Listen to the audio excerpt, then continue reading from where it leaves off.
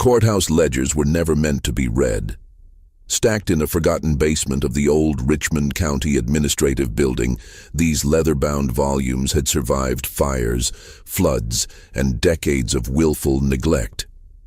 When the Preservation Society began digitizing historical documents in 2009, an intern named Rebecca Chen noticed something peculiar in a plantation transfer log from 1847. The same woman's name appeared 5 times across 5 different properties within just 7 years. Each entry was accompanied by a notation that made the historian pause and reach for her supervisor. With newborn child. The discovery would unravel one of the most disturbing patterns ever documented in antebellum property records. 5 plantations, 5 births, 5 sales, all within 7 years, all involving the same woman. The mathematical precision was chilling, the implications darker still. But to understand what those ledgers truly revealed, what they documented in cold numbers and clinical language, we need to go back to where it all began, to a woman whose story was written not in diaries or letters, but in transaction receipts, birth records, and the merciless arithmetic of human commerce. Before we continue with the story of Martha and the 5 plantations that became her prison, make sure you're subscribed to our channel and hit that notification bell so you never miss stories like this. And tell us in the comments, what state are you watching from? Let's discover together what these records revealed. What the Preservation Society found wasn't just one woman's tragedy. It was evidence of a system, a pattern, a machinery of exploitation so methodical it left a paper trail that nobody thought would ever be examined. Martha arrived at Riverside Plantation on a humid Tuesday morning in April 1840. She was 19 years old, purchased at auction in Charleston for $800, a considerable sum that reflected not just her youth and health, but something more valuable and dangerous: documented literacy. The bill of sale, preserved in the Charleston Municipal Archives, listed her skills: reading, writing, arithmetic, needlework, cooking. In an era when teaching enslaved people to read was illegal in many southern states, Martha's literacy made her simultaneously valuable and threatening. The auction had been held in a brick warehouse near the harbor, where the smell of salt water mixed with sweat and fear. Martha had stood on a wooden platform while men in fine coats examined her teeth, her hands, her posture. They asked her to read passages from the Charleston Courier. She complied, her voice steady, her eyes focused on the words and not on the faces watching her. When the bidding reached $800, William Hargrove raised his hand one final time, and Martha became his property. Riverside sprawled across 1,200 acres of fertile bottomland along the Savannah River, just north of the Georgia border. The main house was a 3-story Georgian structure with white columns that could be seen from the river, a statement of wealth and power visible to anyone passing by. Behind the house, neat rows of cotton fields stretched toward the pine forests that marked the property line. Closer to the main house stood the dependencies: a kitchen house, a laundry house, storehouses, stables, and a line of small cabins where the enslaved workers lived. William Hargrove had inherited Riverside from his father in 1837, along with 63 enslaved people and considerable debt. At 32, he was determined to restore the plantation's profitability through what he called modern management practices. He kept meticulous ledgers documenting every bale of cotton, every pound of seed, every dollar spent and earned. He also kept detailed records of his human property: names, ages, skills, purchases, sales, births, and deaths, all recorded in neat columns of black ink. Riverside's ledger recorded Martha's arrival with typical brevity. April 14, 1840, Martha, female, age 19, purchased Charleston auction. Cost $800, skills, literate, household work. Assigned, main house under supervision Mrs. Hargrove. The main house staff consisted of 9 people: a cook, 2 kitchen help, 3 house servants, 2 laundry workers, and a stable boy who also tended the garden. Martha was assigned to work under the direct supervision of Eleanor Hargrove, William's wife, a thin woman of 30 with perpetually pursed lips and a reputation for pious severity. Mrs. Hargrove ran the household with military precision, insisting on absolute silence during meals, immediate obedience to all commands, and visible gratitude for the Christian charity of being housed, fed, and clothed. Martha's day began before sunrise.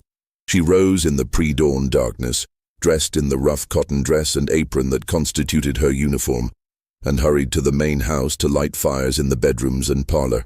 By the time the Hargrove family woke, the house needed to be warm, water needed to be heated, and breakfast needed to be in preparation. Her mornings were spent cleaning bedrooms, making beds with hospital corners that Mrs. Hargrove would inspect with a ruler, dusting furniture and polishing silver. Afternoons meant laundry, heating water, scrubbing linens on washboards, hanging everything to dry, ironing with heavy flat irons heated on the stove. Evenings meant serving dinner, cleaning the dining room and kitchen, and preparing the house for night. She rarely finished before 9 or 10 o'clock, and then she had to walk back to her cabin in the quarters, exhausted, to collapse on her pallet until the cycle began again before dawn. The work was relentless, but Martha endured. She had learned survival early. Never meet their eyes directly, but never appear defiant. Move quickly but not frantically. Speak only when spoken to. Anticipate needs before they're voiced. Become invisible, except when needed. She made no friends among the other house servants at first, understanding that closeness meant vulnerability. She observed, learned the rhythms of the household, and tried to make herself as valuable and unremarkable as possible. The other house servants slowly began to accept her presence. There was Dinah, the head cook, a woman in her 50s whose skill with elaborate meals had made Riverside famous among the local planter class. There was Esther, 23, who worked in the kitchen and had 2 small children in the quarters. There was Clara, 16, nervous and quick, who had been assigned to laundry work after proving too clumsy to serve at table. These women spoke to Martha in fragments, a warning about Mrs. Hargrove's moods, advice about which tasks to prioritize, small gestures of solidarity that couldn't be fully expressed, but were understood nonetheless. 3 months after Martha's arrival in July, a new overseer arrived at Riverside. His name was Dutch Carmichael, a man of 35 with reddish hair and a face weathered by years of outdoor work. Hargrove had hired him from a plantation in South Carolina, lured by Carmichael's reputation for increasing productivity and maintaining discipline. Carmichael moved into the overseer's house, a small cottage near the stables, and began implementing new systems. Earlier work hours, shortened meal breaks, stricter accounting of cotton picked, and immediate punishment for any perceived laziness. Within days, Carmichael began paying unusual attention to Martha. It started subtly. He would appear near the kitchen house when Martha was carrying water. He would watch her hang laundry, standing just within her peripheral vision. He began finding reasons to summon her for tasks, bringing messages to field workers, checking inventory in storage buildings, tasks that took her away from the main house and the watchful eyes of the other servants. The other women noticed immediately. Dinah tried to keep Martha close to the kitchen. Esther warned her with her eyes when Carmichael approached. Clara whispered urgently one evening, "Don't go nowhere alone. Keep to where folks can see you." But there was nowhere truly safe, no authority to appeal to, no protection under any law. An enslaved woman had no legal right to refuse any command from any white person, and everyone knew it. In early August, Carmichael cornered Martha in the laundry house. It was late afternoon, the sun slanting through the windows, creating harsh shadows. The other laundry workers had gone to prepare dinner. Martha was folding linens when she heard the door close and realized she was no longer alone. What happened in the laundry house that day was never recorded in any ledger or document.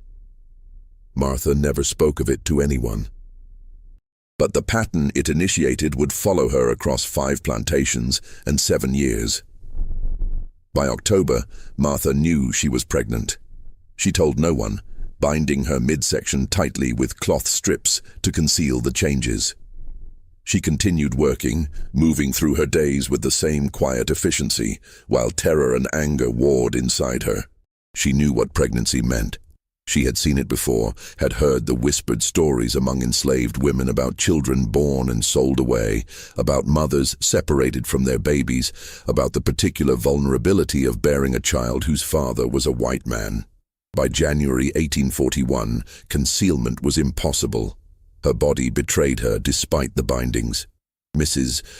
Hargrove noticed during a fitting for new household uniforms, her thin fingers suddenly gripping Martha's arm with surprising strength. "You're with child," Mrs. Hargrove said, her voice flat. It wasn't a question. Martha said nothing. What could she say?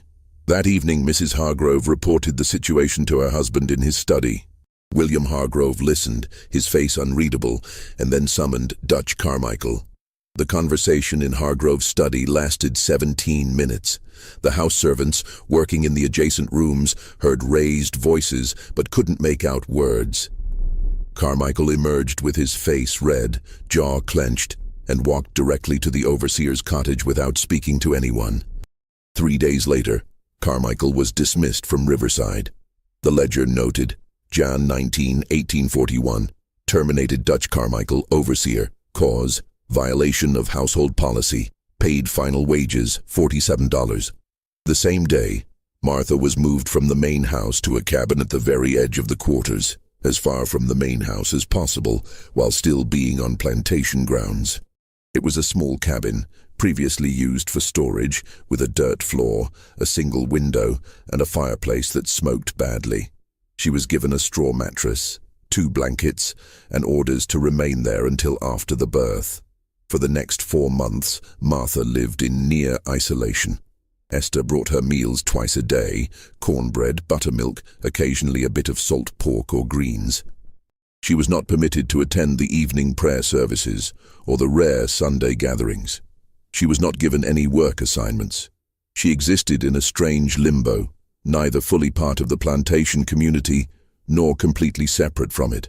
The isolation gave Martha time to think, to grieve, to prepare. She thought about her own mother, sold away when Martha was 7 years old. She thought about the future growing inside her body, a child she hadn't chosen but would love nonetheless. She thought about escape. The forests were close and she knew stories of people who had run north, but she also knew the reality. Bloodhounds, slave patrols, the brutal punishments for those caught attempting to flee. On May 3, 1841, Martha went into labor. The birth was attended by Aunt Sarah, an elderly enslaved woman who served as midwife for the plantation. The labor lasted 14 hours. In the windowless cabin, lit only by a single candle and the fireplace, Martha brought her daughter into the world as spring rain drummed on the roof. The plantation birth record, preserved in the Riverside Ledger, listed May 3, 1841, infant girl born to Martha, house servant. Child healthy, weight approx. 7 lbs. Mother recovered from delivery. Father, unknown. Martha named her daughter Sarah after the midwife who had stayed with her through the long night. The name was never entered into any official record. For 6 precious weeks, Martha remained in the cabin with her daughter. She held Sarah, nursed her, sang to her in whispers, memorized every detail of her tiny face. These were the only 6 weeks in Sarah's life when she would know her mother's undivided attention, when Martha could simply be her mother without the crushing weight of slavery determining every moment. Then, on a humid morning in late June, William Hargrove appeared at Martha's cabin accompanied by a man she had never seen before. The man wore a fine coat despite the heat and carried a leather satchel bulging with papers. This was Vernon Hughes, a slave trader who operated between Charleston and Augusta, buying and selling human beings with the casual efficiency of someone trading livestock. They stood outside the cabin for several minutes. Martha, inside with Sarah, could see them through the window, Hargrove gesturing, Hughes examining papers, nodding, occasionally glancing toward the cabin door. The transaction was being finalized with Martha only feet away, as if she were not a person with thoughts and feelings, but simply merchandise being transferred between owners. Finally, Hargrove knocked on the cabin door. Martha opened it, holding Sarah close. "Martha," Hargrove said, his voice businesslike, "you and the child have been sold. Mr. Hughes here will be transporting you to a new situation. You have 30 minutes to gather your belongings." The plantation ledger recorded June 28, 1841. Sale of Martha, age 20, and infant daughter to Hughes Trading Company, Charleston. Sale price, $750. Reason for sale, disciplinary reassignment. Proceeds applied to a state operating fund. Martha was given exactly 30 minutes. She wrapped Sarah in the cleanest cloth she had, gathered her few possessions, a comb, a spare dress, a small wooden cross Esther had secretly given her, and stepped out of the cabin. Esther and Dinah stood in the distance, not speaking, not approaching, but bearing witness. Their faces said what their voices couldn't. "I'm sorry. I'm so sorry. God go with you." Martha climbed into the back of Vernon Hughes's wagon. 3 other enslaved people were already there. 2 men and a woman, all looking stunned, all recently purchased from nearby estates. The wagon pulled away from Riverside, its wheels crunching on the gravel drive. Martha looked back once at the plantation that had been her home for 14 months. She saw the white columns of the main house gleaming in the morning sun. She saw the fields where men and women were already at work in the cotton. She saw the quarters where she had lived those first months, and the isolated cabin where she had given birth. She would never see Riverside again, but in a terrible sense, she would never leave it either. What had happened there, the attention, the violence, the pregnancy, the birth, the sale, would become the pattern that would define the next 7 years of her life. As the wagon jolted northward, Sarah slept in Martha's arms, unaware that her birth had just cost her mother everything. Unaware that they were both about to become pieces in a cruel game that would be played out across 5 plantations in 4 states. This was only the beginning of Martha's journey. The first plantation had set the pattern. 4 more awaited her, each one following the same terrible script. The courthouse ledgers would document every transaction with perfect precision, but they would never record the human cost.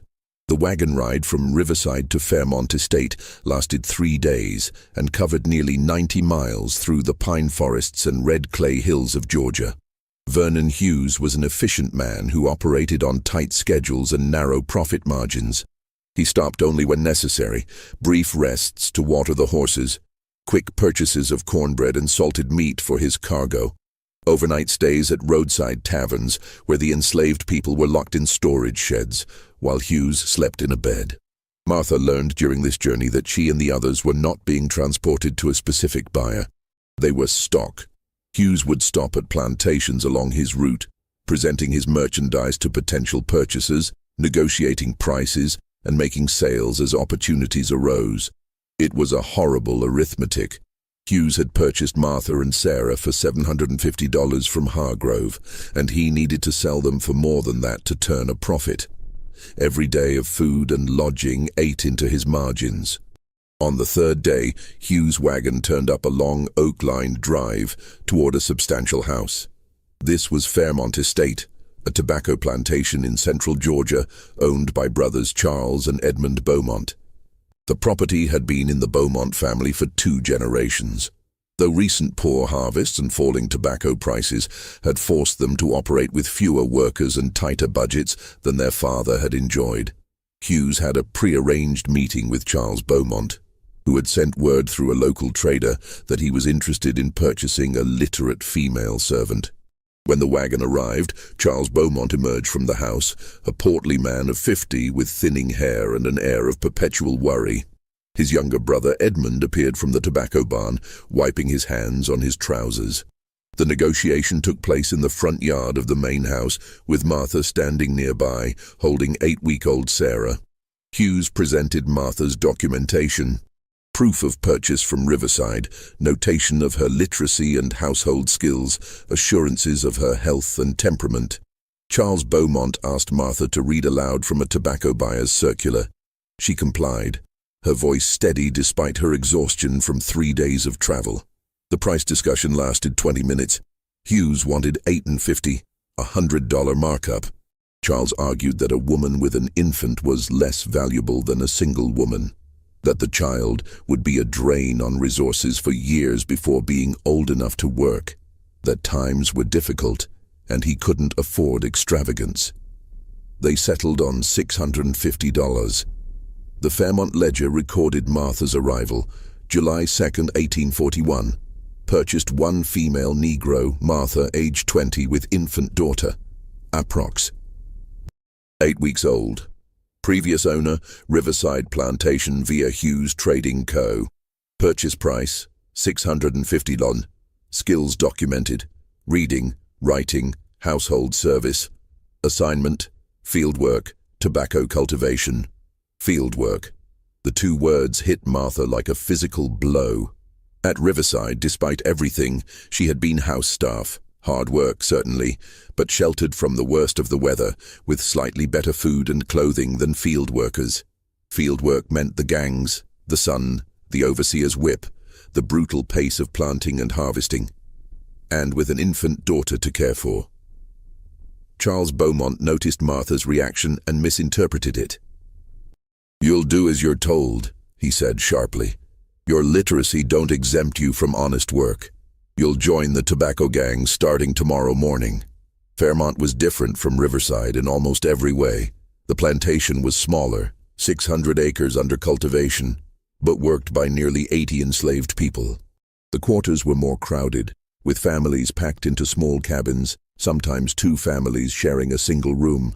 The work was harder, the food more meager, the supervision more brutal. Martha was assigned to a cabin with 2 other women. Patience, a field worker in her 40s who had lost 3 children to sale, and Ruth, a young woman of 22 with twin boys who were 4 years old. The cabin was perhaps 12 feet by 14 feet, with a dirt floor, 1 small window, and a fireplace that all 3 women shared for cooking and heat. Privacy was impossible. Sleep was difficult. The twin boys cried at night, Sarah cried at different times, and all 3 women had to rise before dawn for their work assignments. Tobacco cultivation demanded different labor than cotton. The plants required constant attention, transplanting seedlings, removing tobacco worms by hand, suckering the plants to promote leaf growth, harvesting at precisely the right moment of ripeness, hanging the leaves in drying barns where the heat could reach 130 degrees Fahrenheit. The work was detailed, repetitive, and exhausting.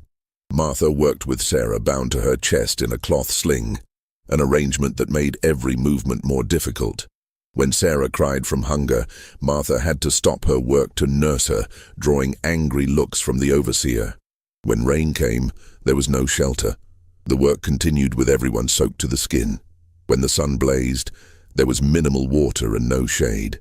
Martha learned to work through exhaustion, to push past pain, to keep moving because stopping meant punishment.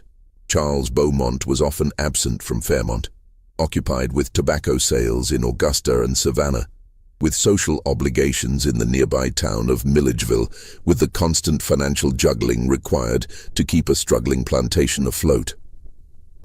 Day-to-day management fell to his younger brother Edmund, who lived in a small house on the property and served as de facto overseer.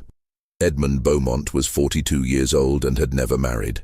He was a man of variable moods, sometimes jovial and permissive, allowing longer meal breaks and lighter work quotas, sometimes volatile and cruel, erupting in sudden rages over minor infractions. The enslaved workers learned to read his moods by his gait and his drinking. When he walked with loose confidence, the day would be tolerable. When he walked with tense purpose and smelled of whiskey, everyone became cautious. Within 2 weeks of Martha's arrival, Edmund began singling her out. At first it was ostensibly about her literacy. He would summon her to the plantation office, a small building near the tobacco barn where records were kept and supplies stored. and have her read passages from agricultural journals and tobacco market reports aloud. He would sit at his desk, following along, asking her to repeat phrases, claiming he needed help understanding the language. Martha realized quickly that Edmund was barely literate himself. He could read simple texts slowly, but anything complex left him struggling. Her reading sessions became a regular occurrence, 3 or 4 times a week, always in the late afternoon or early evening, always when the day's work was finished and most people had returned to the quarters. The sessions began innocently enough, but gradually Edmund's attention became more personal. He began asking Martha questions about her past, about Riverside, about how she had learned to read. He began commenting on her appearance, remarking that field work was too harsh for someone refined. He began touching her shoulder when he leaned over to point at text, letting his hand linger. Patience noticed when Martha returned from these sessions, her face carefully neutral. "That man's trouble," she said quietly one evening as they prepared their meager dinner. "Edmund been like this long as I been here. You mind yourself." But there was no way to mind herself that mattered. Martha had no power to refuse Edmund's summons, no ability to avoid being alone with him, no recourse if he decided to exercise the absolute power he held over her. She could only endure, the way she had learned to endure everything else. By late October, Edmund's intentions had become explicit. The reading sessions had become pretenses for something else entirely. Martha would emerge from the office later and later, her jaw clenched, her eyes distant. She said nothing to anyone because there was nothing to say. The other women understood without words. By early December 1841, Martha realized she was pregnant again. The realization came with a sense of crushing inevitability. She had been at Fairmont for only 5 months. Sarah was just 7 months old. And now another child was coming, conceived in violence, destined to complicate her life even further in a system that saw children as both economic assets and burdens, depending on who fathered them. This time, Martha didn't try to hide the pregnancy. What would be the point? By March 1842, when her condition became obvious to everyone, she simply continued working, her body straining under the dual burden of pregnancy and labor. She worked in the tobacco fields until she was 8 months pregnant, until the overseer who supervised the gangs, Edmund had hired a man named Foster to handle direct field supervision, finally moved her to lighter work, hauling water, cooking for the field gangs, cleaning the tobacco barn. In late May, Charles Beaumont returned from an extended trip to Savannah. Within 2 days, word reached him about Martha's pregnancy. The plantation was small enough that rumors traveled quickly, and this particular rumor, that Edmund had gotten the new literate servant pregnant, was too juicy to remain contained. Charles confronted his brother in the main house. The servants working nearby heard their voices rising, heard Charles's anger and Edmund's defensive protests. The argument lasted more than an hour, and ended with Charles storming out and Edmund disappearing into his cottage, where he remained for 2 days. On June 12, 1842, Martha went into labor. This birth was attended by Patience, who had experience with childbirth and served as informal midwife for the Plantations women. The labor was shorter than with Sarah, 9 hours, but more difficult. Martha was exhausted from months of fieldwork while pregnant, malnourished on the inadequate rations provided to enslaved workers, and psychologically shattered by the repetition of trauma. When the baby, a boy, finally emerged just after midnight, Martha held him and wept. She wept for him, for Sarah, for herself, for the impossibility of their situation. She named him Daniel, a name meaning God is my judge, though she barely believed in a God that would allow such suffering. The Fairmont birth record noted, June 12, 1842, male infant born to Martha, field worker. Child healthy, weight approx. 6 lbs. Mother survived difficult labor. Father, unknown. The word unknown was a legal fiction everyone understood. Everyone knew who had fathered Daniel, but acknowledging it officially would create complications. questions of inheritance, of status, of scandal. Better to leave it officially unknown and handle the problem privately. The problem was handled 6 weeks later. On August 1st, 1842, a slave trader named Foster arrived at Fairmont Estate. He was a younger man, perhaps 30, who operated out of Augusta and specialized in quick turnovers, buying enslaved people cheaply and reselling them rapidly for modest profits. He arrived in the afternoon, spent an hour in conversation with Charles Beaumont, and left with a bill of sale. The Fairmont Ledger recorded August 3rd, 1842. Sale of Martha, age 21, and 2 infant children to Foster & Sons Trading, Augusta. Sale price, $700. Reason, reduction of unnecessary estate obligations. Proceeds applied to operational expenses. Martha was given 1 hour to prepare.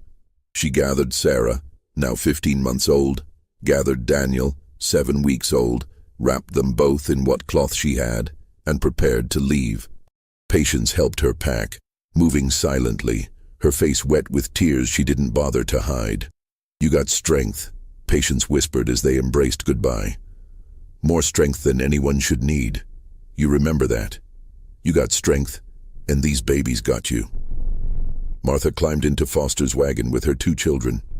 As they pulled away from Fairmont Estate, she saw Edmund Beaumont watching from the window of his cottage. His face was expressionless. She had been at Fairmont for 13 months. She was leaving with 2 children and a sale price $75 lower than what she'd been purchased for just over a year earlier. The pattern was becoming clear, even if Martha didn't yet fully understand its implications. 2 plantations, 2 pregnancies, 2 sales, and 3 more plantations still to come. Foster's territory covered eastern Georgia and the western edge of South Carolina, a circuit he traveled regularly, buying enslaved people from struggling plantations and reselling them to more prosperous operations. His business model depended on volume and speed, quick purchases, quick sales, minimal investment in food and lodging for his stock. Martha and her children spent 2 weeks with Foster, first at his holding facility in Augusta, a warehouse near the river where enslaved people awaited sale, and then on a wagon journey northward. During those 2 weeks, Martha saw the machinery of the domestic slave trade up close. People arrived at the warehouse daily, processed like inventory, catalogued by age, sex, skills, and health. Families were routinely separated. Husbands sold to one buyer, wives to another, children divided among multiple purchasers. The crying was constant, the desperation palpable, the cruelty casual. Martha kept Sarah and Daniel close every moment, terrified that Foster might decide it was more profitable to sell them separately. A literate woman might fetch a decent price, and children could be sold for future potential. But Foster seemed to recognize that Martha's value was increased by keeping the family together. A complete unit was easier to sell to certain types of buyers who preferred not to break up families, at least not visibly. On August 18, 1842, Foster's wagon climbed into the rolling hills of northern Georgia, approaching one of the largest and most prosperous plantations in the region. Oakwood Plantation sat on prime cotton-growing land, its 1,200 acres worked by nearly 200 enslaved people. The property belonged to the Prescott family, Robert Prescott, his wife Eleanor, and their 3 adult sons, Thomas, William, and James. The Prescott family represented old money and old power. Robert Prescott's grandfather had received a colonial land grant in the 1760s, and 3 generations had built Oakwood into a cotton empire. They were respected in the region, known for their public piety, their regular attendance at the Presbyterian Church, their contributions to local charities for white recipients, and their reputation as good slaveholders, which meant they rarely separated families, provided adequate food and clothing, and punished infractions with reasonable rather than extreme brutality. Foster had a standing relationship with Robert Prescott, who periodically purchased enslaved workers to replace those lost to disease, old age, or sale. When Foster's wagon arrived, Robert and his wife Eleanor emerged to inspect the available stock. Eleanor Prescott was a formidable woman of 55, tall and straight-backed, who took personal interest in managing the household and maintaining what she considered Christian standards of plantation operation. The negotiation over Martha happened largely between Foster and Robert Prescott, though Eleanor interjected frequently. Foster presented Martha's documentation, emphasizing her literacy and previous experience in household service, downplaying the fieldwork at Fairmont. Robert was interested in the literacy, but concerned about the two young children. "She'll be consumed with caring for infants," Robert observed. "Limited productivity for years." Foster adjusted his price downward, $625 for all three. Eleanor Prescott examined Martha directly, asking her to read from a Bible passage, testing her penmanship on a slate, asking about her experience with household management. Martha answered carefully, presenting herself as capable and compliant, knowing her life and her children's lives might depend on this performance. The sale was completed. The Oakwood records show August 18, 1842. Purchase of one female, Martha, age 21, with two infant children, female approx. 15 months, male approx. 8 weeks. Previous owner, Foster and Sons Trading via Fairmont Estate. Purchase price, $625. Skills, literate, household service, assignment, spinning house, general household support. Oakwood was unlike any place Martha had experienced. The scale was overwhelming. 200 people living in the quarters, a main house with 12 rooms, cotton fields that seemed to stretch to the horizon. The organization was military in its precision. Every person had a specific role. Every day followed a strict schedule. Every activity was logged and monitored. Martha was assigned to the spinning house, a long, low building where cotton was processed into thread by a dozen enslaved women working spinning wheels. The work was tedious but not physically brutal. Sitting at the wheel, maintaining steady rhythm, producing consistent thread. The environment was relatively sheltered from weather, though hot in summer and cold in winter. Most importantly, Eleanor Prescott had decreed that mothers with young children could keep their children nearby while working, as long as the children didn't disrupt productivity. Martha set up a corner of the spinning house with blankets for Sarah and Daniel. While she worked at her wheel, Sarah played quietly or slept, and Daniel spent most of his time either sleeping or nursing. The other women in the spinning house gradually accepted Martha's presence, sharing advice about managing children while working, offering occasional help when both babies cried simultaneously.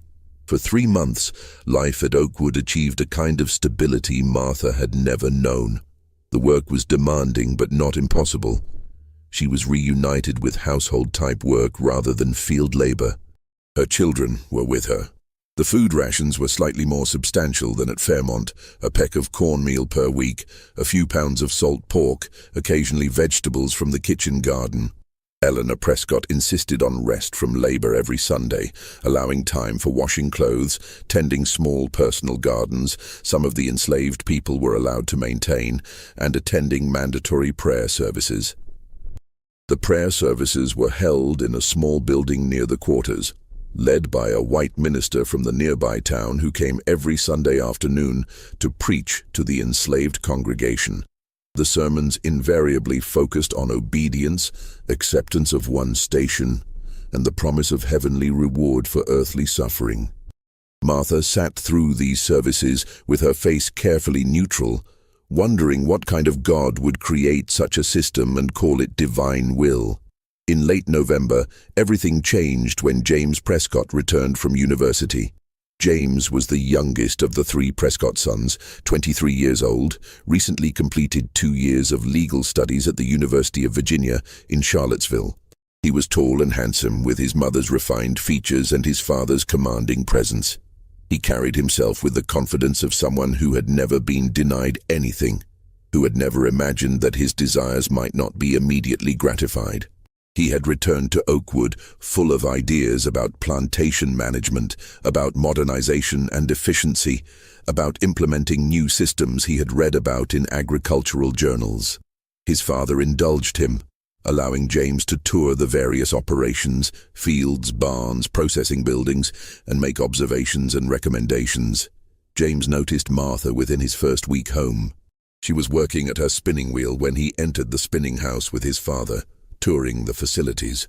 James watched the women work, asked questions about productivity rates, examined the quality of thread being produced.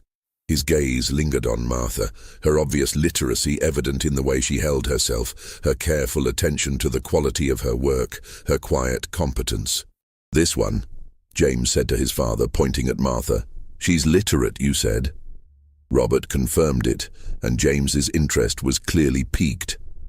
Over the following days, he found reasons to visit the spinning house frequently, always with questions, always watching Martha work. Within 2 weeks, James had persuaded his father to reassign Martha to assist with plantation records. The spinning house produced large quantities of thread that needed to be logged, measured, and tracked. Martha's literacy made her ideal for this task. She was given a desk in the small office attached to the spinning house and assigned to maintain daily production logs, recording the amount and quality of thread produced by each worker.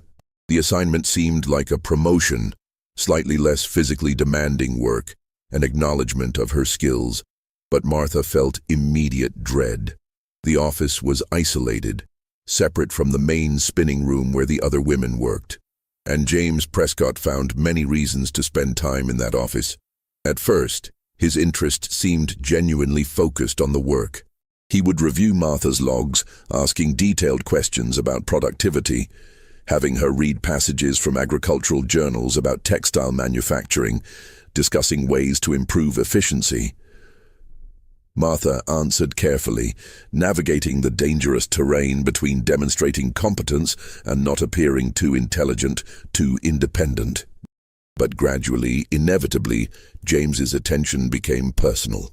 He began arriving in the office late in the afternoon, after the other women had finished their shifts.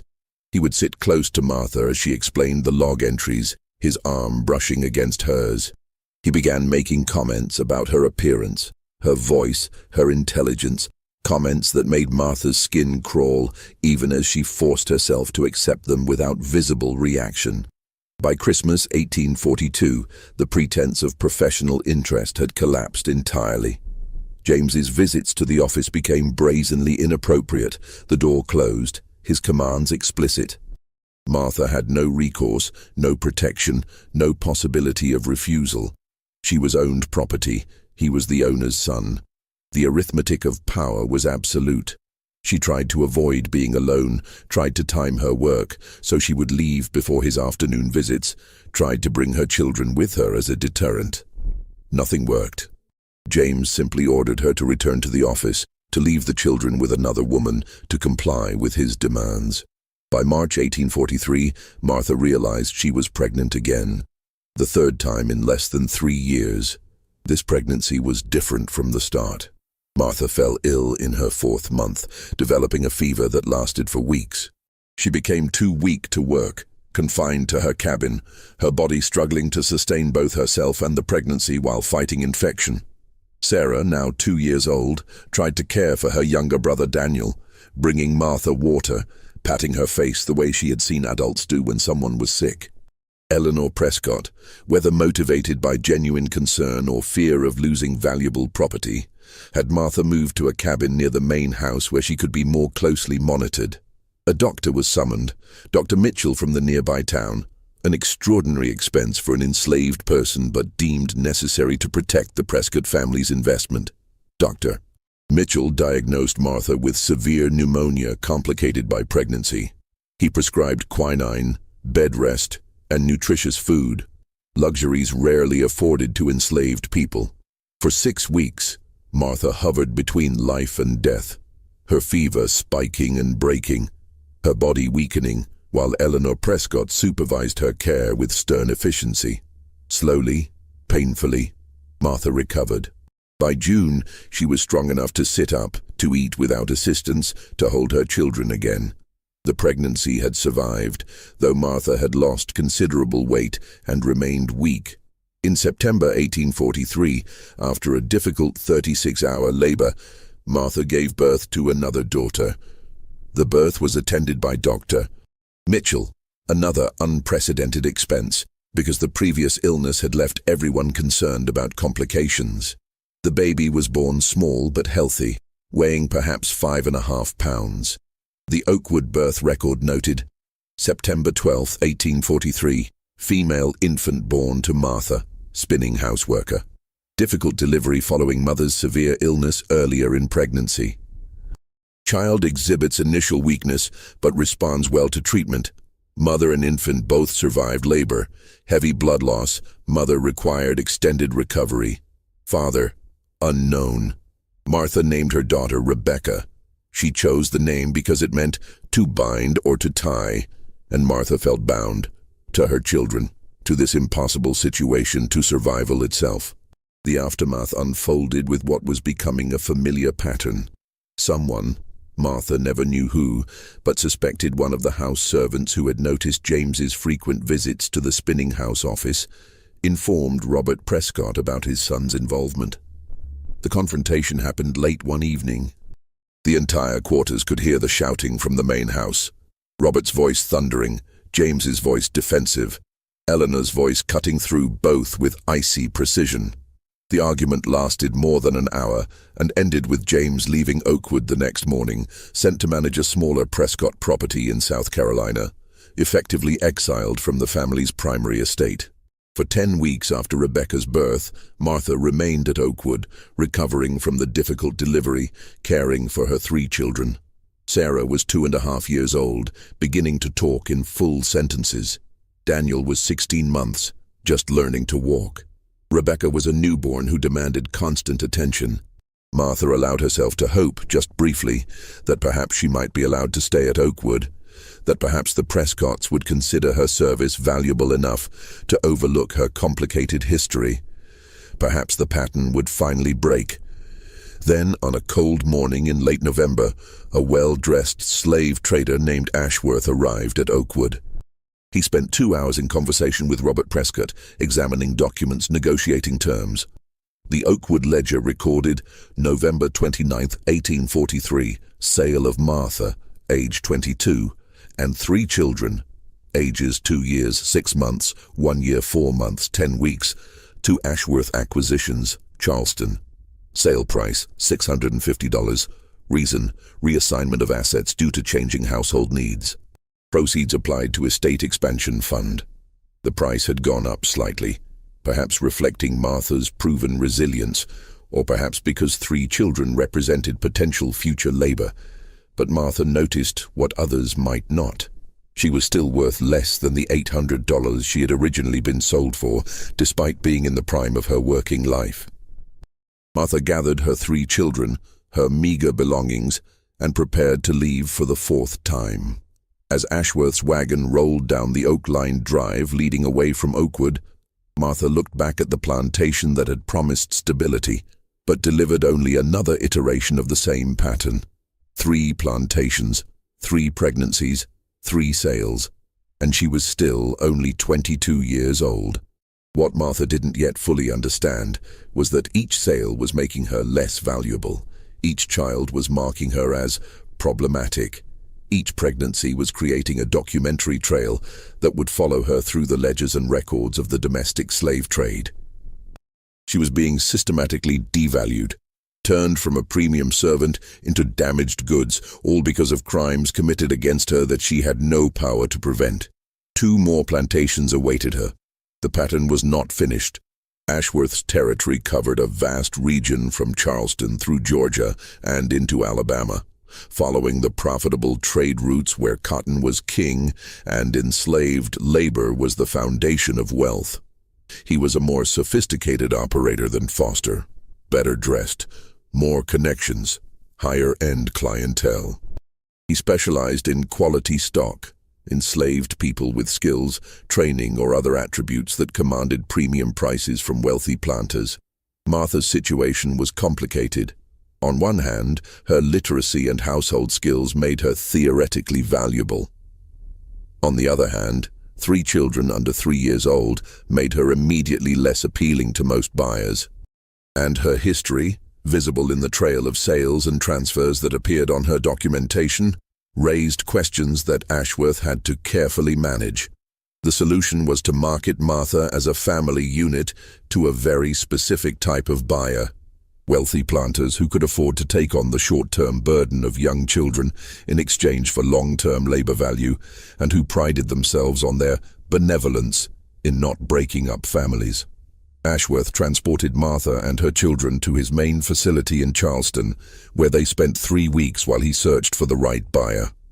The facility was a large brick building near the slave market, divided into cells where enslaved people awaited sale. Martha and her children were kept in a room with 8 other women and their children, all waiting, all trying not to think about what came next. Finally, in mid-December 1843, Ashworth secured a buyer. Jonathan Whitfield, owner of Cedar Hills Plantation in eastern Alabama, one of the wealthiest men in the territory. Cedar Hills was the largest property Martha had yet encountered. 1,800 acres of prime cotton land, nearly 300 enslaved workers, and a main house that looked like something from a storybook. Jonathan Whitfield had inherited the plantation from his father and expanded it through shrewd investments in land and cotton futures. At 54 years old, he was a widower. His wife had died in childbirth 8 years earlier, and managed his vast operation with meticulous attention to detail and an ironclad sense of order. Whitfield had specific requirements. He wanted a literate woman to assist with household correspondence and records. He was willing to accept children as part of the arrangement, provided they would eventually contribute to the plantation's labor force. Ashworth assured him that Martha fit these requirements perfectly. The sale was completed through correspondence, with Ashworth transporting Martha and her children westward to Alabama. The journey took a week, the longest distance Martha had yet traveled, carrying her further and further from the Carolinas and Georgia she had known. The Cedar Hills records show December 20th, 1843. Purchase of one female, Martha, age 22, with 3 young children, ages 2 years, 6 months, 1 year, 5 months, and 11 weeks. Previous owner, Ashworth Acquisitions via Oakwood Plantation, Georgia. Purchase price, $600. Skills: literacy, correspondence, household service. Assignment: main house staff, children to be housed in nursery quarters. Special notation: premium paid for literacy skills. Purchase approved by J. Whitfield personally. For the first time in her life, Martha was separated from her children. Cedar Hills was so large that different functions were strictly segregated. The main house staff lived in small rooms in an outbuilding behind the house. The field workers lived in the quarters a quarter-mile away, and children too young to work lived in the nursery quarters, a large building overseen by 3 elderly enslaved women who cared for dozens of children while their parents worked elsewhere on the plantation. Martha was assigned to a small room in the servants' building, just large enough for a narrow bed and a small trunk, while Sarah, Daniel, and Rebecca were taken to the nursery. She was allowed to visit them only on Sunday afternoons, and the separation was agonizing. Sarah, now almost 3 years old, didn't understand why Mama couldn't stay with them. She cried every time Martha had to leave, clinging to her skirts, begging her not to go. Daniel, 18 months old, would watch Martha leave with confused eyes, not old enough to understand but old enough to feel abandoned. And Rebecca, just 3 months old, was nursing, which meant Martha had to express milk during the week and bring it to the nursery, a painful and humiliating process. Martha's work assignment was in the main house, a world of polish and propriety that seemed disconnected from the brutal reality of the plantation outside. She was responsible for cleaning the second-floor bedrooms, maintaining Jonathan Whitfield's private study, assisting with correspondence when he dictated letters, and serving at table when he entertained guests. Whitfield himself was a reserved man who rarely spoke directly to his servants except to give orders. He maintained a large household staff, 12 people who kept the house running with invisible efficiency, and he expected perfection. A speck of dust, a poorly folded napkin, a letter with imperfect penmanship could result in severe punishment, though Whitfield himself rarely administered it. Instead, he had overseers who handled discipline, maintaining the illusion that he was above such crude matters. The work was demanding, but Martha found a certain refuge in its predictability. The days followed strict routines. The expectations were clear. If she did her work perfectly and made herself invisible, she could exist in a kind of numb stasis, her only focus on surviving until Sunday when she could see her children. But Cedar Hills had another presence that shattered any possibility of peace. Nathan Whitfield, Jonathan's son. Nathan was 21 years old, the only surviving child from Jonathan's marriage. He had been raised with every privilege wealth could provide and had grown into a young man who believed the world existed to serve his pleasures. He had been expelled from university in Virginia for gambling and drinking. He had been sent home in disgrace, and his father had made him assistant overseer as punishment and, supposedly, character-building exercise. Nathan handled his position with all the casual cruelty of someone who had never been denied anything and had no empathy for those beneath him in the social hierarchy. He drank heavily, gambled with the overseers and neighboring planters' sons, and treated the enslaved workers as objects for his entertainment or abuse. He noticed Martha within days of her arrival. Martha was carrying fresh linens to the second-floor bedrooms when Nathan stepped out of his room, clearly having just woken despite it being mid-afternoon. He watched her work with open interest, making comments about her appearance that made her skin crawl. When she tried to leave quickly, he blocked her path. "You're the new literate one, aren't you?" he said, his breath smelling of whiskey despite the early hour. "Father says you can read and write. How does a nigger learn to read?" Martha kept her eyes down. "Yes, sir. I was taught when I was young, sir." "Taught by who? Show me. Read this." He grabbed a book from a nearby table and thrust it at her. Martha read the passage he indicated, her voice steady despite her racing heart. Nathan laughed. "Well, I'll be damned. You actually can read. That's something. Father's got himself a clever one." He let her pass, but his eyes followed her as she left. The attention escalated quickly. Nathan began finding excuses to be wherever Martha was working. He would summon her to his room to tidy up, even though he had already been served. He would order her to read to him from books or newspapers, sitting too close, touching her under the pretense of pointing at text. The other house servants warned Martha with their eyes and careful silence. This was familiar territory. They had seen Nathan fixate on women before, had seen what happened when he decided he wanted something. Martha tried every strategy she knew to avoid him, working faster to finish before he appeared, staying in groups with other servants, being so invisible he might forget about her. Nothing worked. Nathan had decided he was interested, and in his world, his interest was the only thing that mattered. By spring 1844, the inevitable had happened. Martha was pregnant for the 4th time. The exhaustion was overwhelming. 4 pregnancies in less than 4 years, 3 young children she could barely see, constant work demands, and now another child coming. Martha felt herself breaking in ways she hadn't allowed herself to feel before. She considered running. The forests around Cedar Hills were dense, and she had heard whispered stories of people who had escaped and made it north. But she had 3 children in the nursery. She couldn't take them with her, they were too young, would slow her down, would make escape impossible, and she couldn't leave without them. The choice was impossible, so she made no choice at all.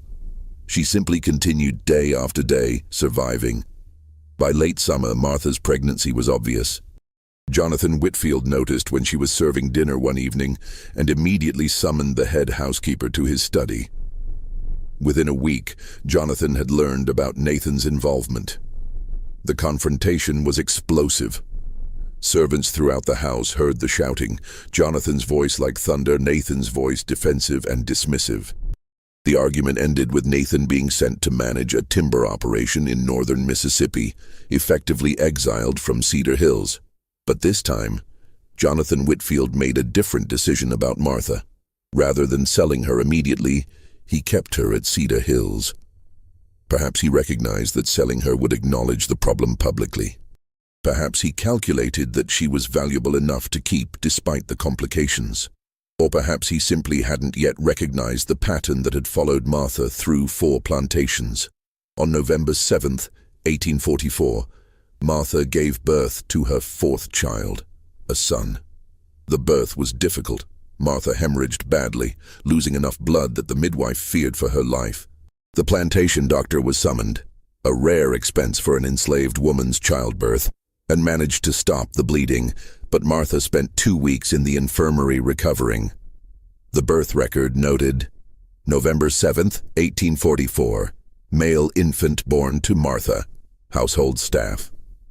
Difficult delivery, mother suffered significant blood loss, but survived with medical intervention. Child healthy, weight approximately 6 pounds 8 ounces.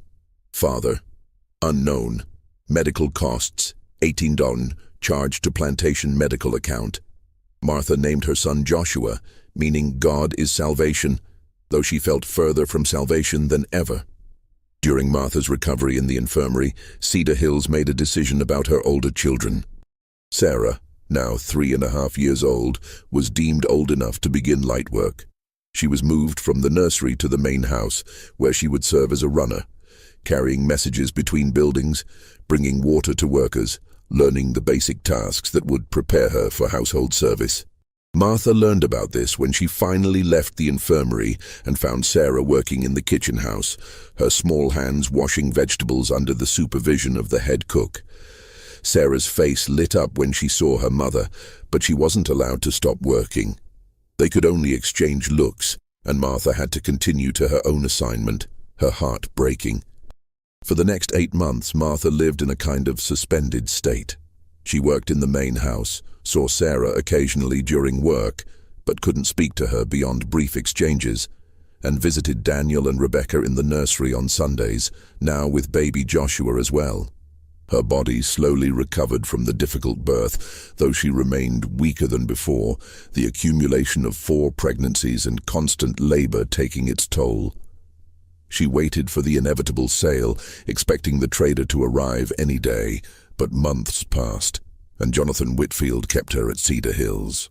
Martha began to cautiously hope that perhaps the pattern might be broken, that perhaps she might be allowed to remain in one place long enough to watch her children grow. Then, in August 1845, Vernon Hughes arrived at Cedar Hills. Not Vernon Hughes, the original trader who had transported Martha from Riverside, but Sheffield, another trader who worked similar routes.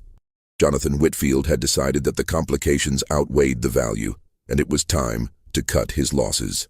The Cedar Hills Ledger recorded, August 15th, 1845, sale of Martha, age 24, with 4 children, ages 4 years 3 months, 3 years 2 months, 1 year 9 months, and 9 months. Sold to Sheffield Trading Company Mobile, sale price $550. Reason, reduction of household staff, reassignment of assets. Proceeds applied to Estate Modernization Fund. Special notation, medical costs during recent pregnancy, 18, deducted from final asset valuation. The price continued to fall. Martha was now worth less than 1/3 of her original purchase price, despite being only 24 years old and in the theoretical prime of her working life. Her children, rather than adding value, had become liabilities in the calculations of plantation economics. Martha was given 2 hours to prepare. She gathered her 4 children, Sarah old enough to walk on her own, Daniel needing to be carried part of the time, Rebecca toddling but still unsteady, Joshua a 9-month-old baby. She wrapped Joshua against her chest in a sling, held Rebecca's hand, and urged Sarah to stay close while she tried to manage Daniel. The logistics of moving one woman with 4 young children were complicated. Sheffield provided a wagon with room for everyone, and Martha climbed in with her small, devastating cargo. 4 children born in violence, carried in suffering, and now being moved again because their very existence was evidence of crimes that couldn't be acknowledged. As the wagon pulled away from Cedar Hills, Martha looked back at the plantation that had been her home for 20 months. She saw the white-columned main house. She saw the nursery building where her children had lived separated from her. She saw the servants' quarters where she had slept in her tiny room, alone, while her children cried for her elsewhere on the property. 4 plantations, 4 pregnancies, 4 sales. And somehow, impossibly, Martha was still only 24 years old. One more plantation awaited her, The pattern was not finished, but Martha was. Sheffield's operation was based in Mobile, Alabama, a major port city that served as a hub for the domestic slave trade's western routes. Enslaved people were transported through Mobile to plantations throughout Alabama, Mississippi, and Louisiana, feeding the insatiable demand for labor in the expanding cotton and sugar regions. Martha and her 4 children spent 3 weeks in Mobile, held in a warehouse facility near the docks. The building was crowded with people awaiting sale, men purchased for field work, women for household service, children separated from parents and sold for their future potential. The noise was constant, a mixture of crying, praying, and the harsh voices of the traders conducting their business. Sheffield recognized that Martha's situation was commercially complicated. 4 young children made her difficult to sell to most buyers. Her declining price history suggested she was problematic. But her literacy remained valuable, and some buyers specifically wanted enslaved families that could be presented as humanely managed to counter growing abolitionist criticism. Sheffield found his buyer in Louisiana, Henri Delacroix, a Creole planter whose family had owned Magnolia Grove for 3 generations. Delacroix was looking for an educated servant to assist with plantation correspondence and household management, and he was wealthy enough to absorb the cost of supporting 4 young children until they reached working age. The sale was negotiated through letters, with Sheffield painting Martha as a valuable investment despite her family encumbrances. Delacroix agreed to the purchase, and in late September 1845, Martha and her children were transported westward into Louisiana. The journey covered more than 200 miles through the coastal lowlands, a landscape unlike anything Martha had seen before. The land was flat and wet, cut through with bayous and swamps, thick with Spanish moss hanging from live oaks. The air smelled of mud and decay and the particular sweetness of sugar cane. Magnolia Grove sat in Louisiana's sugar country, where the agricultural cycle was different and more dangerous than cotton. Sugar cultivation demanded precise timing, planting in the spring, cultivation through summer, and then the brutal harvest season from October through December, when the entire plantation worked 20-hour days to cut cane and process it before frost could destroy the crop. The grinding season was called the killing time because of the accidents in the mills, the exhaustion-related deaths, and the brutal pace that pushed workers past human limits. The Magnolia Grove records show September 28, 1845, purchase of 1 female, Martha, age 24, with 4 children, ages 4 years 5 months, 3 years 4 months, 1 year 11 months, and 10 months. Previous owner, Sheffield trading via Cedar Hills Plantation, Alabama. Purchase price, $500. Skills, literacy, correspondence, household management. Assignment, main house, personal attendant to owner. Children to be housed with mother in separate cabin. Special notation, family unit purchase, premium paid for documented literacy skills. Henri Delacroix was 58 years old, a sophisticated man who had been educated in France and maintained connections to New Orleans's Creole society. He was a widower who had never remarried after his wife's death 15 years earlier. His 3 daughters were all married and living in New Orleans, leaving him alone at Magnolia Grove with a household staff of 12 enslaved servants and the 200 field workers who kept his sugar operation running. Unlike the other plantations, Delacroix assigned Martha a small cabin near the main house where she could live with all 4 of her children. It was the first time since Cedar Hills that Martha had been allowed to keep her children with her, and the relief was overwhelming. Sarah, now 4.5, could finally sleep near her mother. Daniel, 3.5, and Rebecca, 2, could play nearby while Martha worked. And Joshua, 10 months old, could nurse whenever needed. The cabin was small, perhaps 10 feet by 12 feet, with a dirt floor, 1 window, and a fireplace. But it was theirs, and after the separations of Cedar Hills, Martha felt a cautious gratitude that she immediately distrusted. Experience had taught her that anything given could be taken away. Her work assignment was as Delacroix's personal attendant, serving his meals, maintaining his private chambers, managing his correspondence, organizing his study, and assisting when he entertained guests, which was frequent, as Delacroix was a social man who hosted dinners for neighboring planters and New Orleans businessmen. Delacroix was a demanding employer, but not a violent one. He had exacting standards and expected perfection. But he didn't rage or strike his servants for minor failures. Instead, he used a system of small privileges and withdrawals, a slightly better food ration for good service, removal of Sunday privileges for poor work. It was a more subtle form of control than the whip, but control nonetheless. He was fascinated by Martha's literacy. He would have her read to him while he ate breakfast, passages from French novels, articles from New Orleans newspapers, correspondence from business associates. He would dictate letters while she wrote them in her careful script, sometimes testing her by using complex vocabulary or French phrases to see if she would falter. When she sounded out the French words, not understanding them but able to replicate the sounds, he seemed bemused. "You have an unusual mind," he said once, watching her write. "It's a waste, really. In different circumstances you might have been educated, accomplished, but circumstances are what they are." Martha said nothing. What could she say? The man who owned her body and her children was musing about how in some other world she might have been treated as human. The irony was too bitter for words. The relationship Delacroix developed with Martha was different from what she had experienced at the other plantations. He didn't force himself on her with crude violence.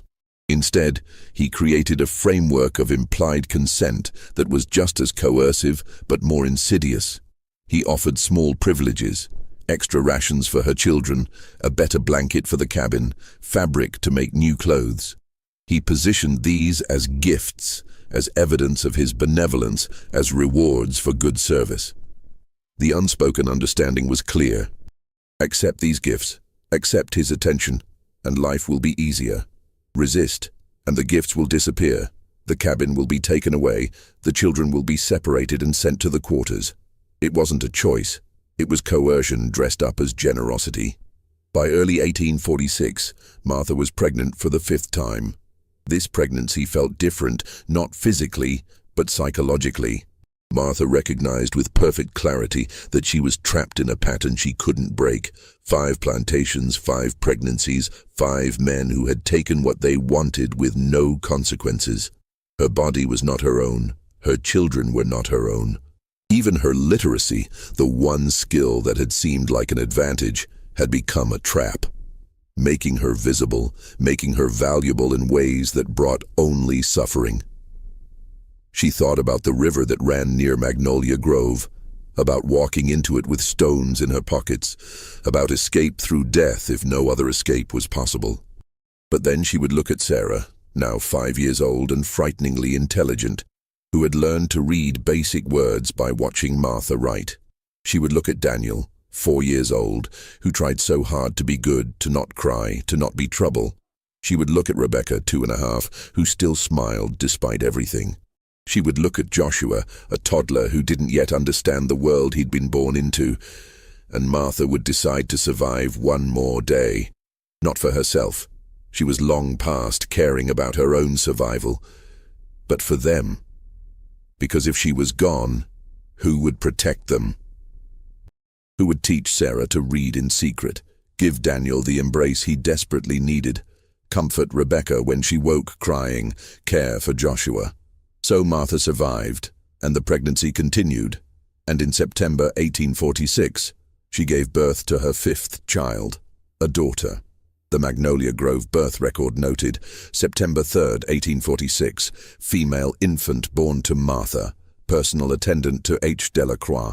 Healthy delivery, no complications, child weight approximately 7 pounds. Mother recovered well from delivery. Father, unknown. Special notation, mother granted 2 weeks recovery period before resuming duties, per H. Delacroix's specific instruction. Martha named this daughter Grace, the only name she could think of that represented something she still desperately wanted to believe in: unearned favor, undeserved mercy, the possibility of something better than what was.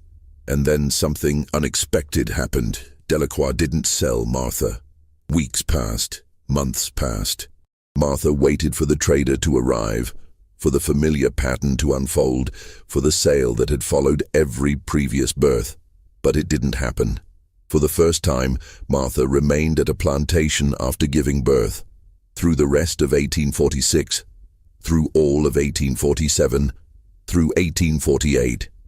She worked, cared for her children, and existed in a state of constant vigilance, expecting every day to be the day when the sale would finally happen. Her children grew during those years at Magnolia Grove.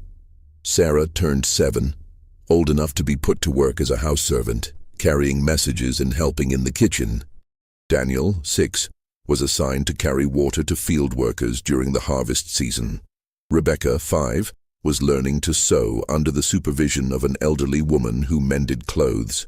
Joshua, 3, and baby Grace stayed in the cabin under the care of an older enslaved woman who minded young children while their parents worked. For 2 years, Martha's life achieved a painful kind of stability. The work was hard, the circumstances were wrong in every fundamental way, but her children were with her. She could see them daily, feed them, teach them, protect them in the small ways that were possible within the constraints of slavery. Martha began to dare to hope, not for freedom, not for justice, but simply for this to continue, for the pattern to finally be broken. For Delacroix's decision to keep her to mean some small measure of permanence in her life. Then, on October 14th, 1848, Henri Delacroix died suddenly. He was found in his study in the morning, collapsed at his desk, having suffered what the doctor determined was a massive heart condition. He was 58 years old. Delacroix had 3 daughters, none of whom wanted to manage Magnolia Grove. The estate, including the plantation and all its property, was put up for auction to settle his debts and divide the proceeds among his heirs. The plantation auction was held on December 12, 1848. Buyers came from throughout Louisiana and Mississippi, examining the land, the equipment, the sugar processing facilities, and the 212 enslaved people who were part of the estate. Martha and her 5 children were sold as a family unit to a cotton broker from Mississippi for $475. The sale document recorded December 12, 1848, estate auction of Magnolia Grove properties. Lot 47, 1 female, Martha, age 28, with 5 children, ages 7, 6, 5, 3, 2. Skills, literacy, household management, correspondence. Sale price, $475 to William Foster, Cotton Factor, Jackson, Mississippi. Special notation, family unit, price reflects significant dependent burden. $475. That was what Martha and her 5 children were worth after 8 years, 5 plantations, and 5 pregnancies. Less than $60 each. As the wagon pulled away from Magnolia Grove on December 15, 1848, Martha looked back one final time. She was 28 years old.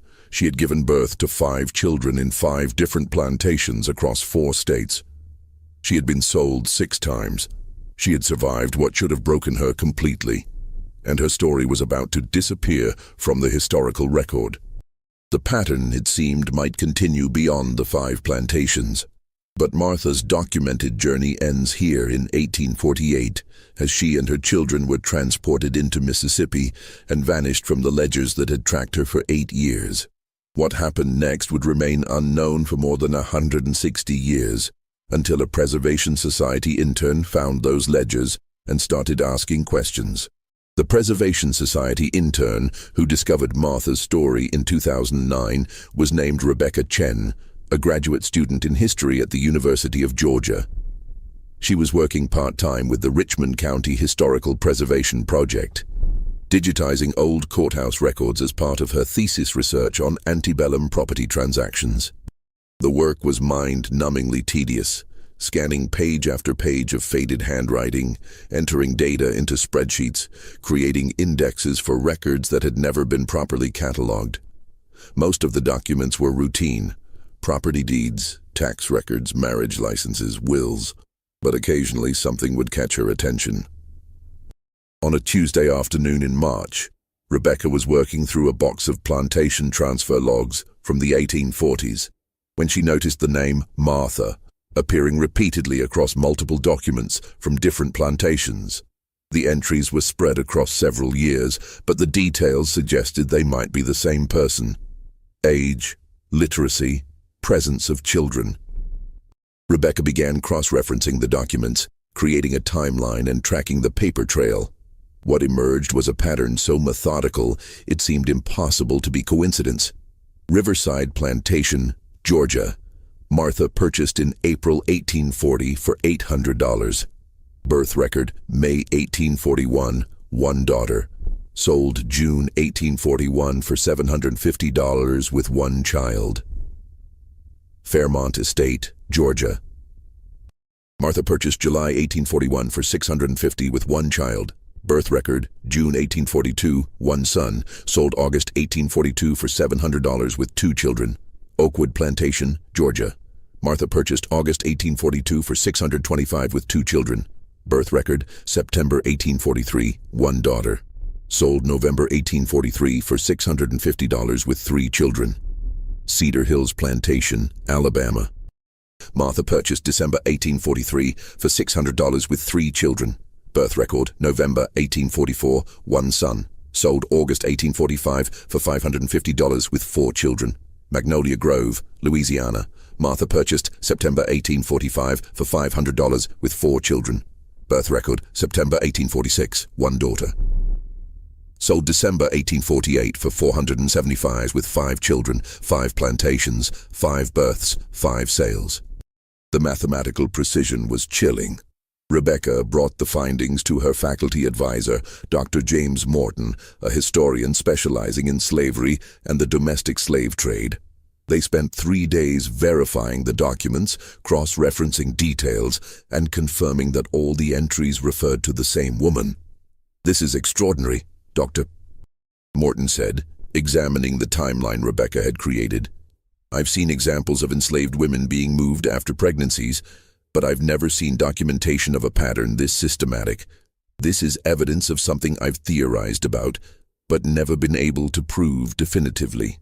They spent the next 2 years tracking down related documents across 4 states. They found birth records at each plantation documenting 5 children born between 1841 and 1846, each notation including the phrase, "father unknown," a legal fiction that protected white men while condemning enslaved women.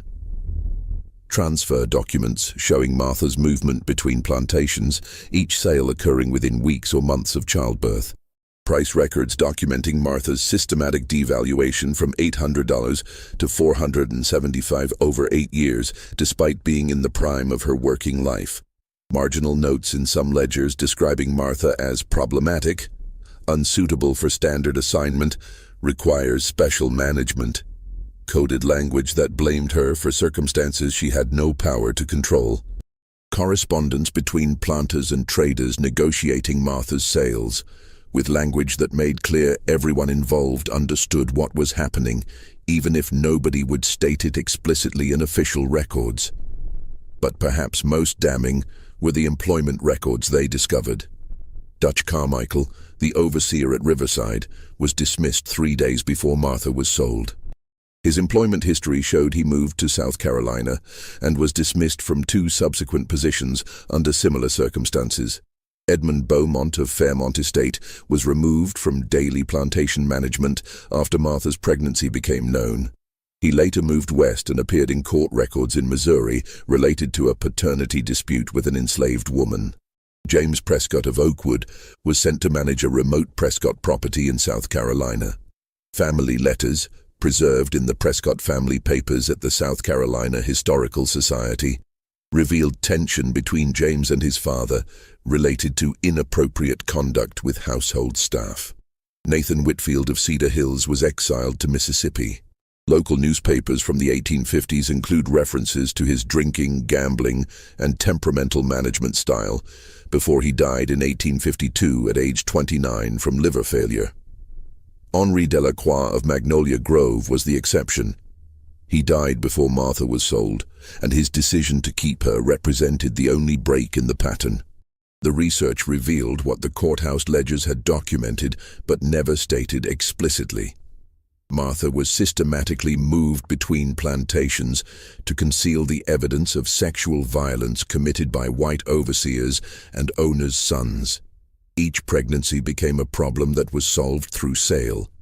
Each child was living proof of crimes that couldn't be prosecuted under law, but could scandalize families and damage reputations if acknowledged. Dr. Morton and Rebecca published their findings in the Journal of Southern History in 2011, in an article titled "Systematic Exploitation and Forced Migration, a Case Study in Antebellum Sexual Violence and Economic Devaluation." The article was later republished in popular history magazines and became the basis for a museum exhibition about the hidden patterns in slave trade documentation. But their research also raised urgent questions. What happened to Martha after 1848? What happened to her 5 children?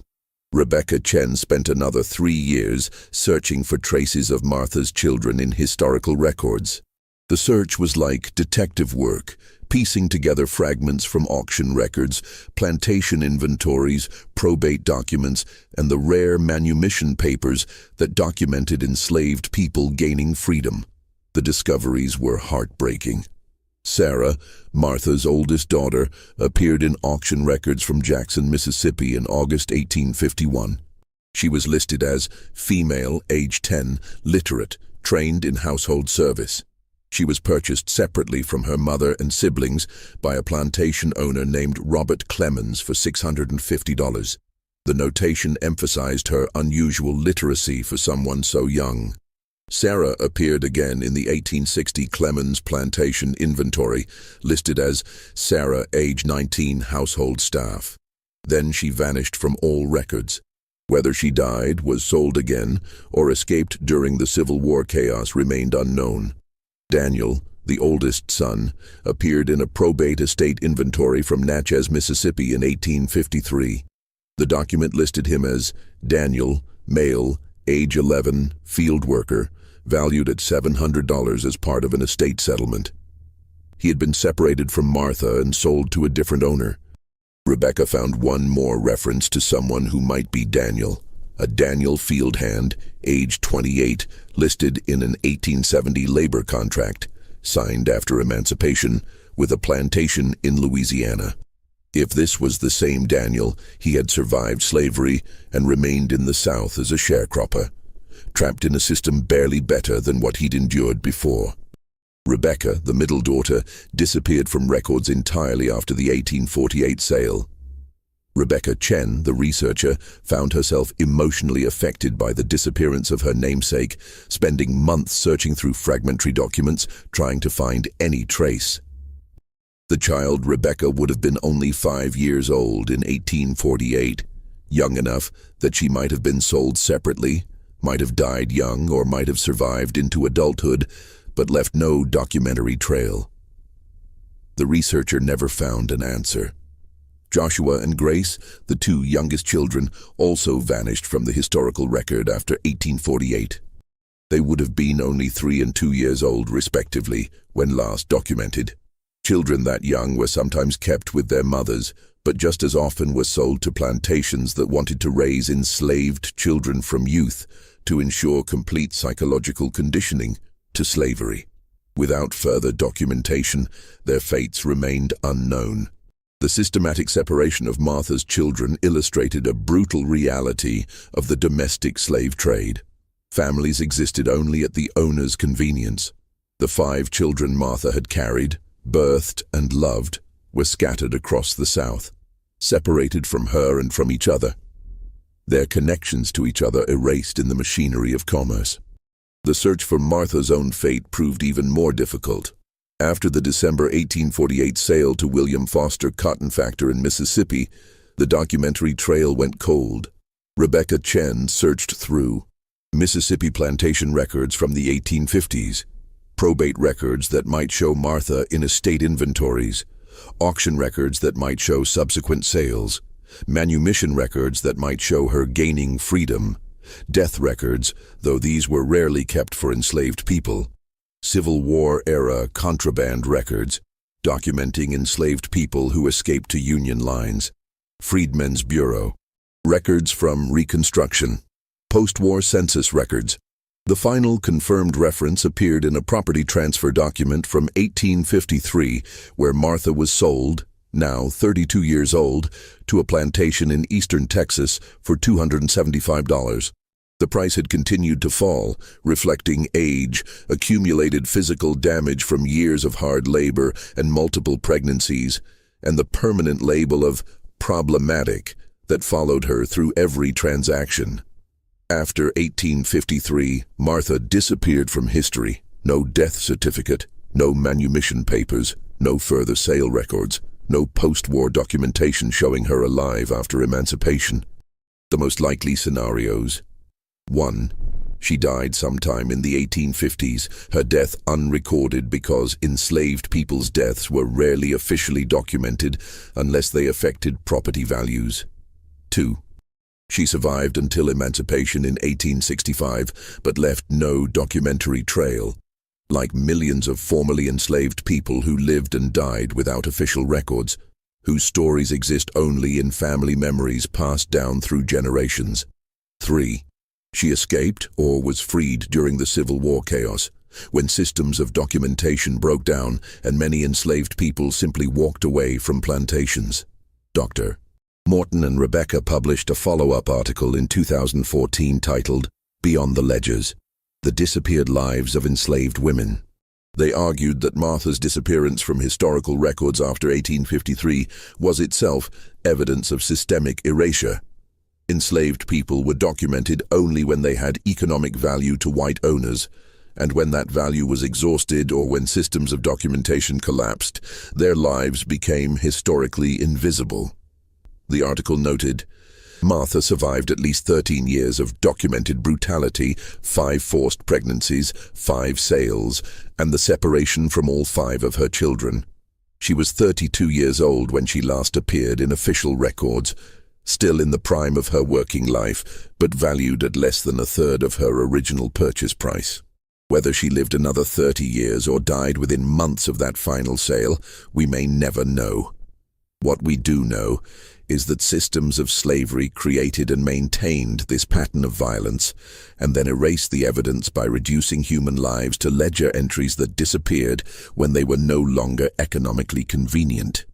The courthouse ledgers that documented Martha's journey through 5 plantations are now preserved in climate-controlled archives at the University of Georgia and available through digital databases to researchers and descendants searching for family histories. The numbers tell their own brutal story. 8 years.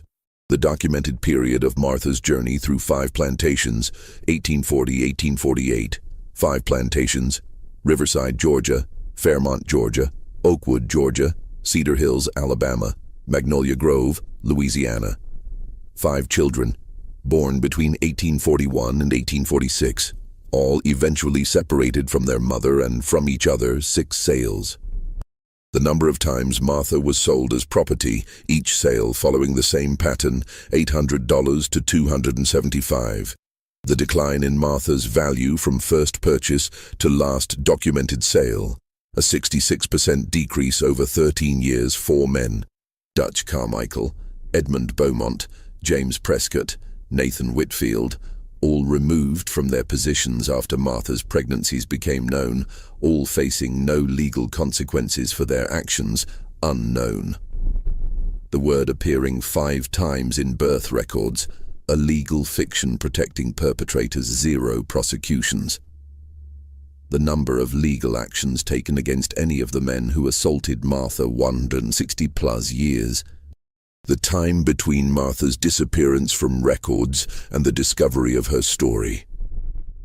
These numbers represent the cold arithmetic of slavery, the reduction of human suffering to economic transactions, the systematic exploitation hidden in plain sight within official records, the evidence of crimes that were never prosecuted because the law didn't recognize enslaved women as victims capable of being wronged.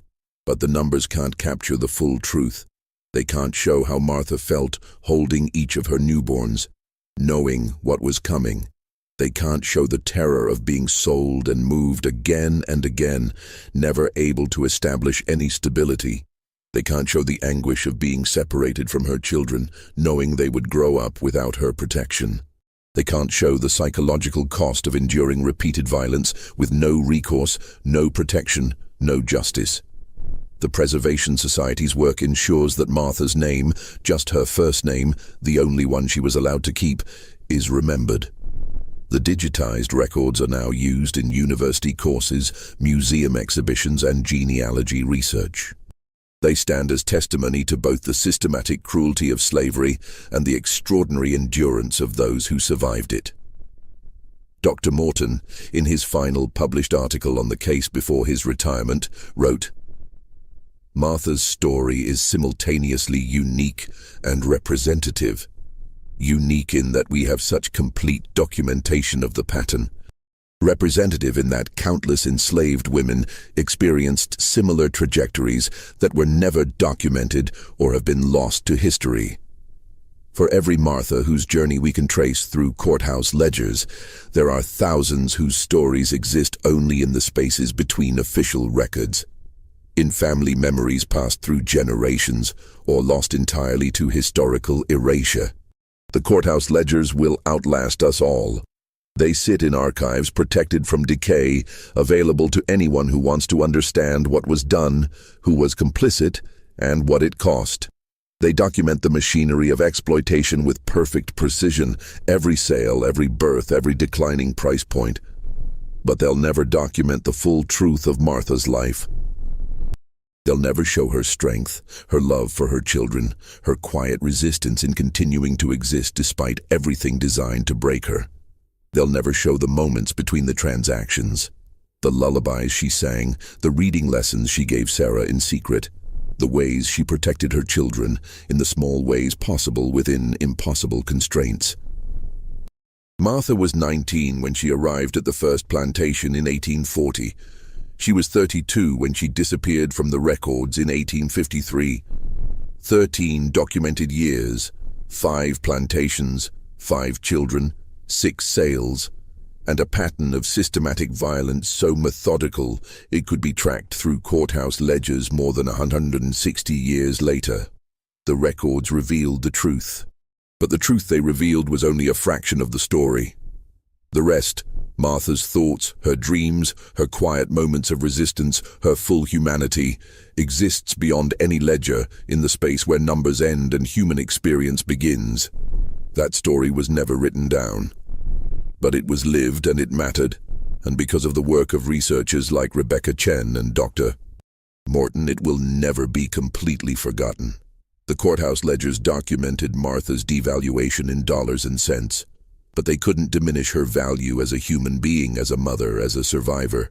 That value was infinite, immeasurable, and beyond the reach of any system that tried to reduce human beings to property. Martha's story is not a comfortable one. It's not a story with a satisfying resolution or justice served. It's a story about systematic violence, about patterns of exploitation hidden in plain sight, about evidence preserved in the very records meant to legitimize the system that created such suffering. But it's also a story about survival, about endurance, about love that persisted despite everything, about humanity that couldn't be erased, even by systems designed to erase it. The ledgers preserved Martha's story. Now that story can finally be told, and in telling it, we ensure that she and the millions like her are never forgotten. If this story moved you, if it made you think about the hidden patterns in historical documents and the lives they document, share it with someone who needs to understand this part of our history. Subscribe to our channel for more stories like this, and leave a comment sharing your thoughts. What do you think about Martha's story? How do we honor the memories of those whose full stories were never recorded? Let's continue this conversation together.